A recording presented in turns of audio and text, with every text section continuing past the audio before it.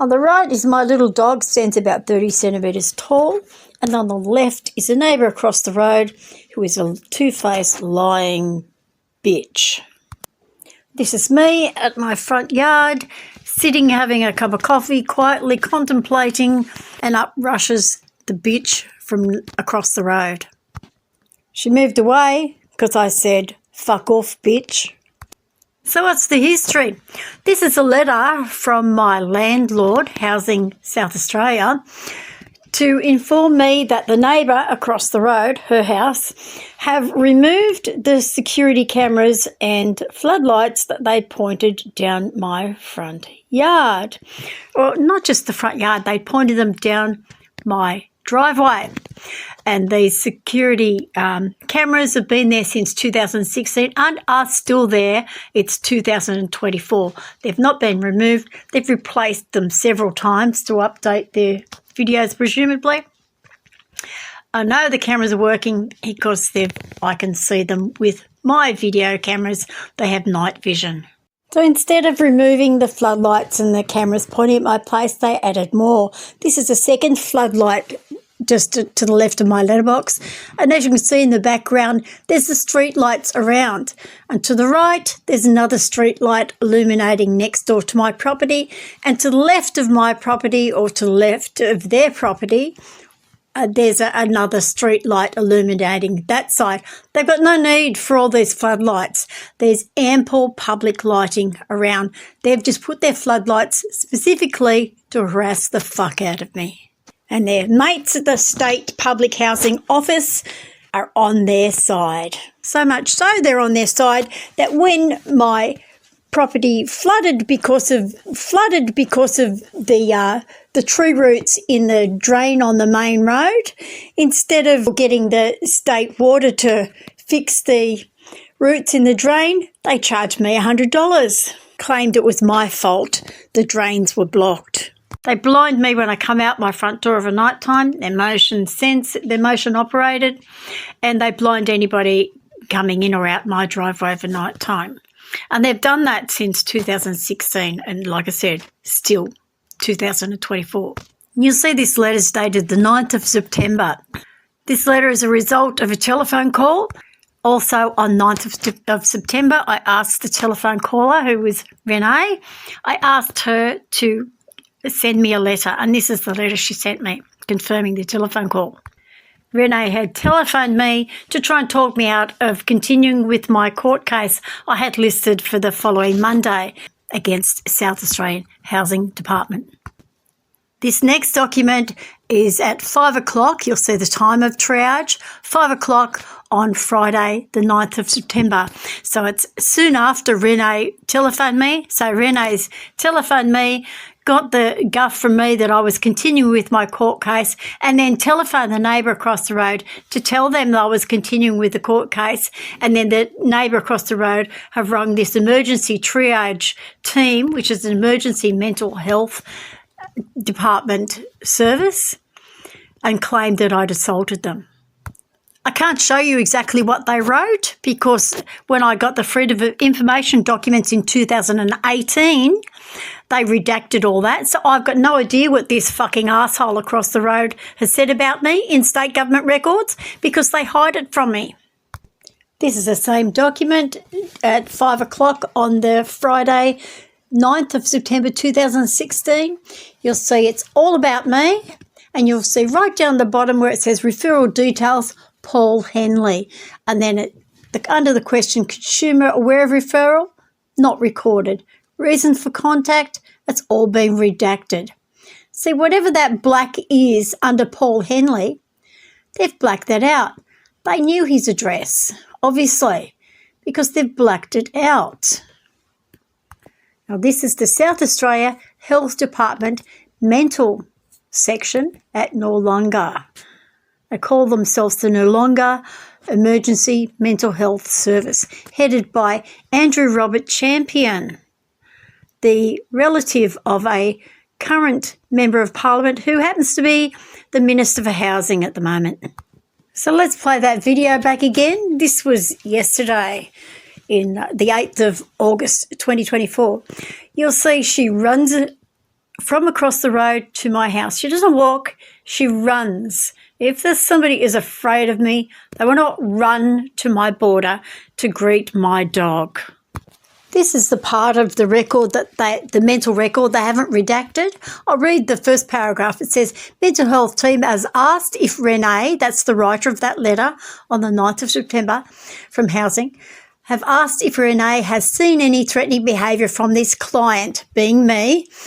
She has not, but has had multiple complaints from neighbour Paul, who reports that he is continually being harassed by her and feels that he and his family are not safe. So he said he's not safe. So he's run this mental health triage to complain that he's not safe. He's also, it says in the next paragraph, Renee is aware that the neighbour, Paul Henley, is upset that his name was given in a court case regarding this client. Hang on, that's past tense. Given. What are they talking about? 9th of September when he rang up, I hadn't had the court case yet. That was a Friday. I wasn't scheduled for the court case till Monday the 12th. So let's have a look at that one. There we go. This is a copy of the court record from the Christies Beach Magistrates Court. Got the file number. Me as the applicant. Department of Housing is called Department for Communities and Social Inclusion. And then down the bottom, under the order for discovery, it says Housing SA to supply the full name of her neighbour residing at 10 Whitestone Circuit, Seaford Rise, by 5 p.m, 16th of September 2016. For the respondent is Miss Renee Taylor. So Renee Taylor was at the court. She was well aware that it was in court. So this was on the Monday. Where's the date of it? Monday, right down the bottom, last line, Monday, 12th of September 2016.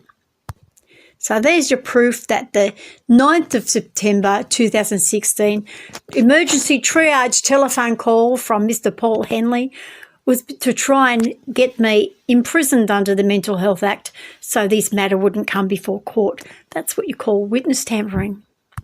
And who was a party to that? Well, Ms. Renee Taylor.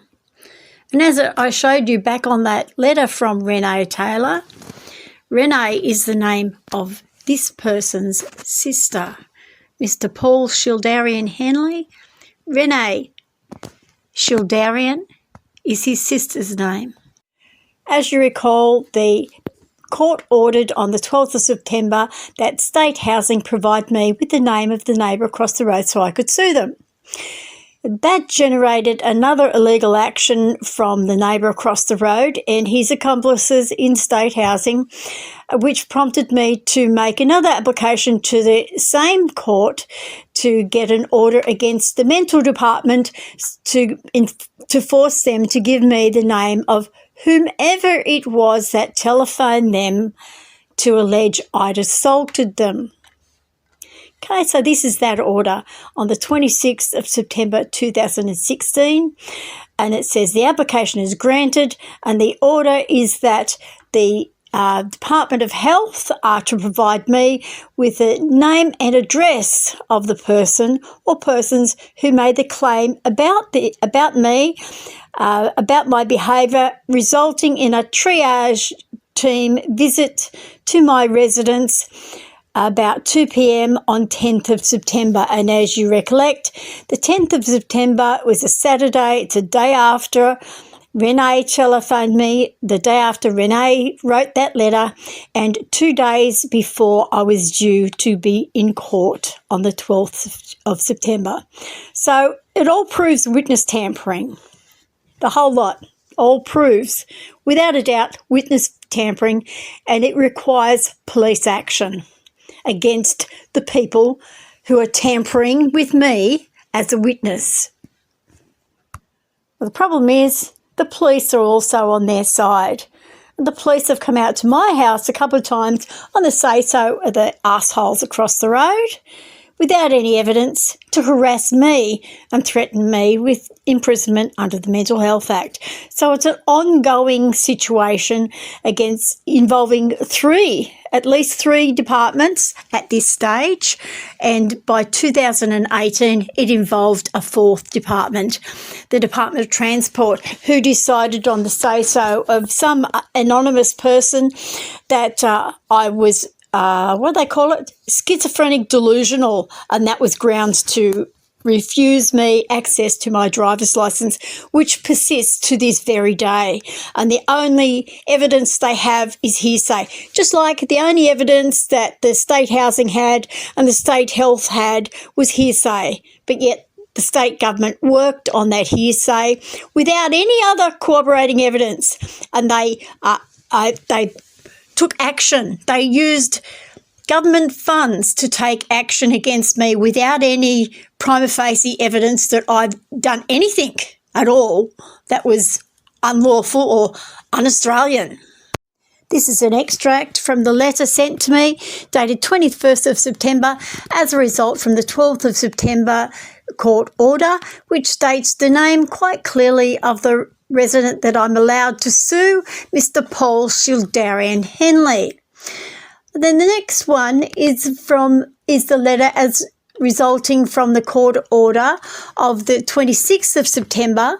This is an extract of the 11th of October letter that says the person who telephoned to criminally defame me with false claims, false allegations that I'd assaulted them was Mr. Paul Henley. And directly under that they say address unknown, which is curious because if you recollect the document from his triage telephone conversation dated the 9th of September, as he was trying to witness tamper with me and get me imprisoned under the Mental Health Act. On that particular document, it had the referral details as Paul Henley and a big black redacted block underneath, which would be his address. So they're withholding evidence. They have actually contravened the direct order of the court and refused to provide me with his address. This next document is dated the 12th of February 2018, about a year and a half after the court order for the state government to give across the name of Paul Shildarian Henley so I could sue him. I tried to get lawyers to assist me to that process, but I'd been blocked in that. I actually went to a free legal service funded by the state government and they sent my documents to his address across the road. I found that in an email that they'd done that. So all this bullshit's going on, all this witness tampering, the lying in the government records, the criminal defamation from the arsehole across the road, who I might add is an immigrant. I don't have anything against immigrants. My ancestors were on this ship, the Earl Russell, and they lost one of their children through epidemic on the boat when they came over in 1864. These are my ancestors. All my ancestors came over as boat people in the 1800s. I have nothing against immigrants, but I absolutely detest people who come to this country and agree to act as terrorists for a political government or for the Freemasons or for a political party or anyone at all. I absolutely 100% object to parasites who come here, take up our resources and fuck us over, just like these pair have. This creep Paul Shildarian Henley, he's been given the name Alexander Paul, a deceased retiree from Seaford. He's been given his name on the electoral roll. You see, Alexander Paul has gone from being a resident at the retirement village to living in a public housing resident, leased by the public housing under the name of Paul Shildarian Henley. That's not a witness protection name. He has stolen that identity and he's using it to vote illegally for whoever it is that's bribing him to fuck me over. Presume that they've been in receipt of victims of crime compensation because all of a sudden they've had a lot of renovations to their public housing residence since making these complaints against me, these illegal complaints against me in secret government record. So the plot goes on. This is state election time in 2018. They're making all these statements in this in this very short couple of paragraphs to make it look like that I'm a bit of a creep and I've got aluminium foil on my house, which is obviously because I'm a drug dealer. Obviously, isn't that the way it goes? You've got foil on your house, you must be a drug dealer. Dictating my dog in my house and all the rest. So just in this short paragraph, you can see the sort of things that they do. And the atrociousness of this entire thing is they still insist this is lawful government record when it's not. They're criminally stalking me. That's evidence that they're actually participating in crimes. This next document is a group of pictures and a little bit of my text. I'll let you read it at your leisure, but I'll quickly describe. You'll see the bottom left image is a bloke with semi-bald hair jumping the fence, and there's two women flanking him on either side. This is the three people that attended my residence in that last document. This person jumping the fence was written down in the mental department records as clinician found access point. No? So he jumped over the fence and he decides that's a legal access point.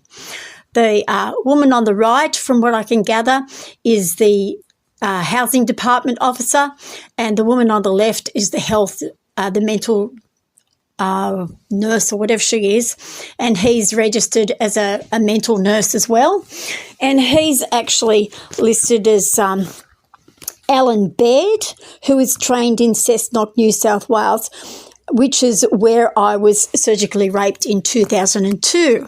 And in New South Wales to where I am in Adelaide, it's about 1,500 kilometres away. And you have a look at the other photos here of that same person, the same male. The coloured photos are the ones taken from my security camera that had only recently been installed when these photos were taken. And the black and white photos are News Limited. I got that on the internet. They are images of a fellow by the name of Ronald Stevenson, who is a senior police officer in New South Wales in 1984. And that photo that he's holding's got nothing to do with me.